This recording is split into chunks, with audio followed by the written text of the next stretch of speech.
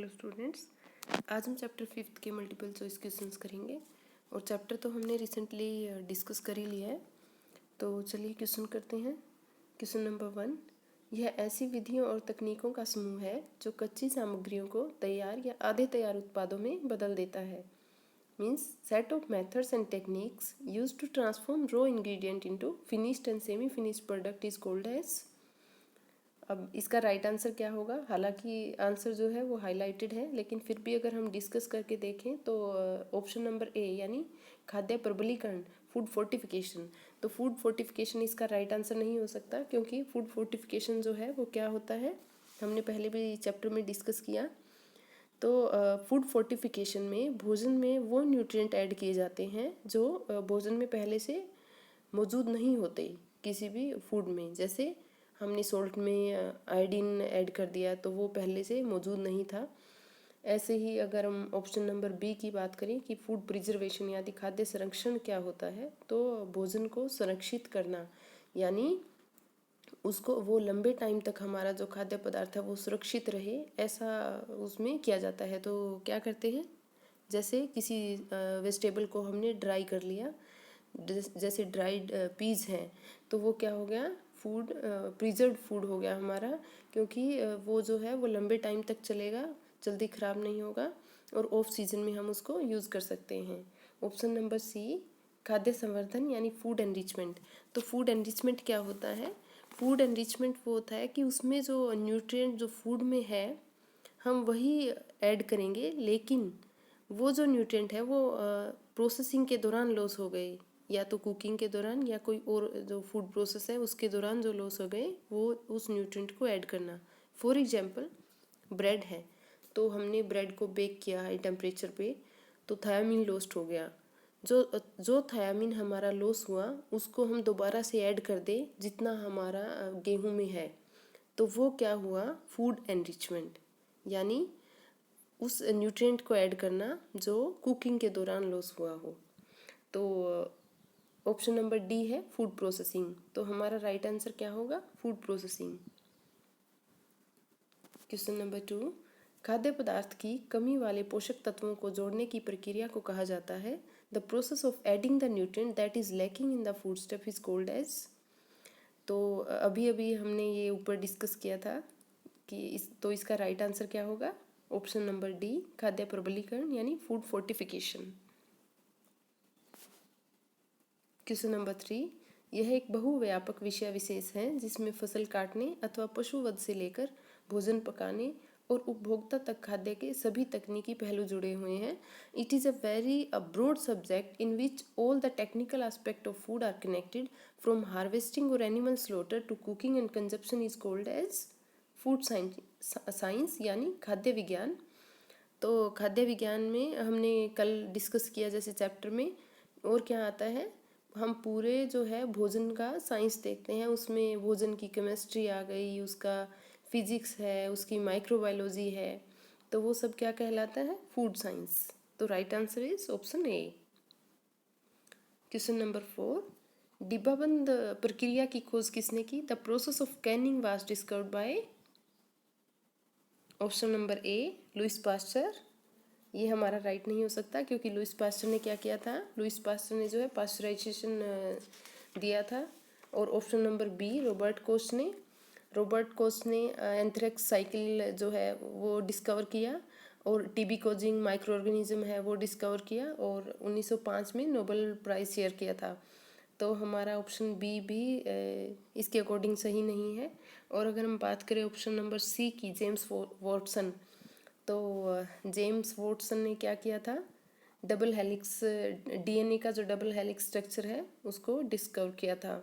तो हमारा यहाँ पे राइट आंसर क्या है, निकोलस एपरेट। तो निकोलस एपरेट ने कैनिंग डिस्कवर किया था कब, 1810 में।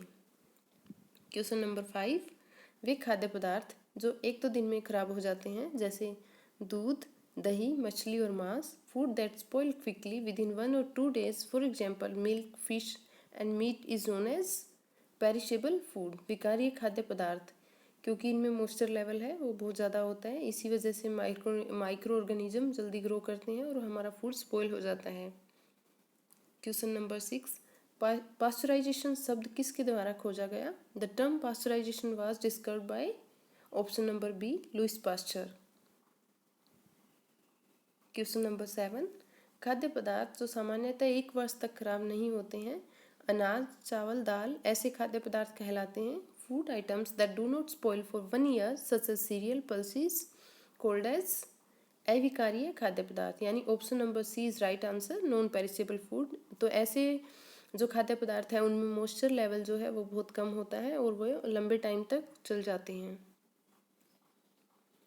क्वेश्चन नंबर 8, जीवाणु अधिक प्रोटीन युक्त भोजन पसंद करते हैं, जैसे मांस, मछली, अंडे, मुर्गा, डेयरी उत्पाद ऐसे खाद्य पदार्थ कहलाते हैं। Bacteria prefer more protein rich food like meat, fish, eggs and coke. Dairy products such food items are called as high risk food, यानी अत्यधिक जोखिम वाले खाद्य, क्योंकि बैक्टीरिया जो है ऐसे फूड प्रोडक्ट्स पे ज़्यादा ग्रो करते हैं।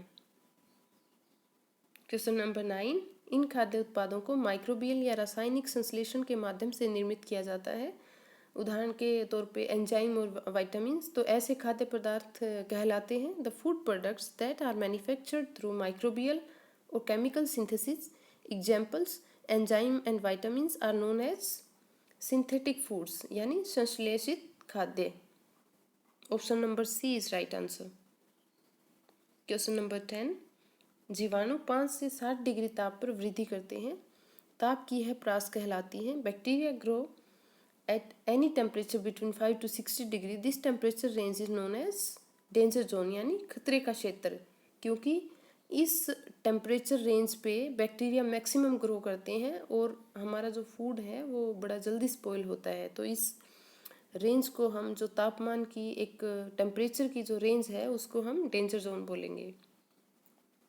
क्वेश्चन नंबर 11, उन खाद्य पदार्थों को क्या कहा जाता है जो पोषण मूल्य के अतिरिक्त स्वास्थ्य लाभ प्रदान करते हैं? Food that provide extra health benefits beyond their nutrition value are called as. तो हमने ये जो है चैप्टर में भी डिस्कस किया था। तो ऐसे फूड्स को हम क्या बोलेंगे?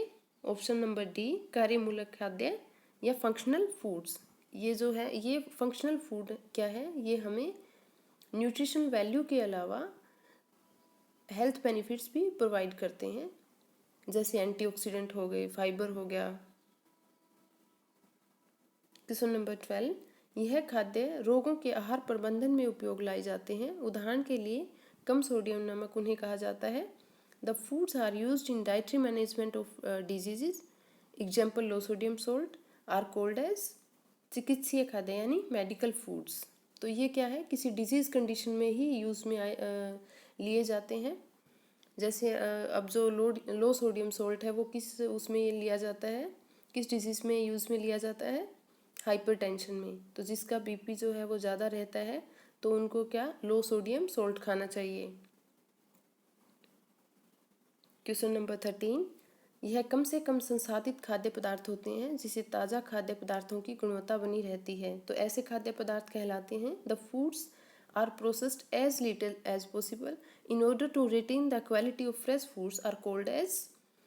तो जैसे नाम ही इंडिकेशन दे रहा है कि जो वो है वो ये जो खाद्य पदार्थ हैं बहुत ही कम प्रोसेस्ड होते हैं, तो इनका जो राइट आंसर जो बनता है वो है न्यूनतम संसाधित भोजन, यानी मिनिमली प्रोसेस्ड फूड। तो इसमें क्या होता है, भोजन की जो है वो गुणवत्ता यानी क्वालिटी बनी रहती है और वो फ्रेश फूड ही होते हैं लगभग, क्योंकि जो प्रोसेस है वो कम की जाती हैं ऐसे फूड्स में। क्वेश्चन नंबर 14, तेल का वनस्पति घी में परिवर्तन उदाहरण है। तो तेल का वनस्पति घी में किसका उदाहरण है? Conversion of oil to vanaspati ghee is an example of food derivatives. तो फूड डेरिवेशन क्या था? किसी भी रो मटेरियल को हम लेके और उससे अगर संशोधित करके कोई और फूड ऑब्टेन करते हैं तो वो हमारा फूड डेरिवेशन कहलाता है, यानी भोजन व्युत्पन्न कहलाता है। जैसे हमने ऑयल सीड से ऑयल निकाला या फिर शुगर केन से शुगर बनाई तो वो भी हमारा भोजन व्युत्पन्न है। तो right answer is option number A. Question number 15, भोजन को खराब होने से बचाने के लिए किन तरीकों का इस्तेमाल किया जाता है? Which methods are use to prevent food spoilage? तो चैप्टर में भी अच्छे से डिस्कस हुआ था। ऑप्शन नंबर ए ऊष्मा का अनुप्रयोग, application of heat. Option number B जल को हटाना यानी removal of water. Option number C ताप और पीएच कम करना, lowering of temperature and pH. तो राइट आंसर क्या होगा? ऑल ऑफ दीज यानी उपरोक्त सभी, क्योंकि जो एप्लीकेशन ऑफ हीट है वो भी क्या करती है, माइक्रो ऑर्गेनिज्म को जो है रिमूव करती है, तो इससे हमारा फूड सेफ हो जाएगा। और ऐसे ही अगर हम बात करें रिमूवल ऑफ वाटर, तो जो भी फूड ड्राई हो जाएगा वो भी हमारा लंबे टाइम तक चलेगा, ख़राब नहीं होगा। और ऐसे ही टेम्परेचर को अगर कम करके यानी रेफ्रिजरेशन का हम यूज़ करते हैं, तो हमारी जो खाद्य पदार्थ हैं वो फ्रेश बने रहते हैं, क्योंकि बैक्टीरिया की ग्रोथ जो है वो स्टैटिक हो जाती है, रुक जाती है। और पीएच को अगर लो करते हैं, यानी जैसे हम एसिडिक पीएच अगर बना दें, तो वहाँ पे भी बैक्टीरिया की ग्रोथ है वो कम हो जाती है। जैसे पीकल में हम विनेगर ऐड करते हैं तो वो हमारा लंबे टाइम तक चल जाता है। तो ये जो सारे ऑप्शंस हैं ये बिल्कुल सही हैं। ये चारों ही ऑप्शन जो हैं वो इनका जो इस्तेमाल किया जाता है, तो उससे क्या है, फूड जो है वो स्पॉइल नहीं होता। तो हमारा जो है MCQs कंप्लीट हो गए। Thank you for watching the video.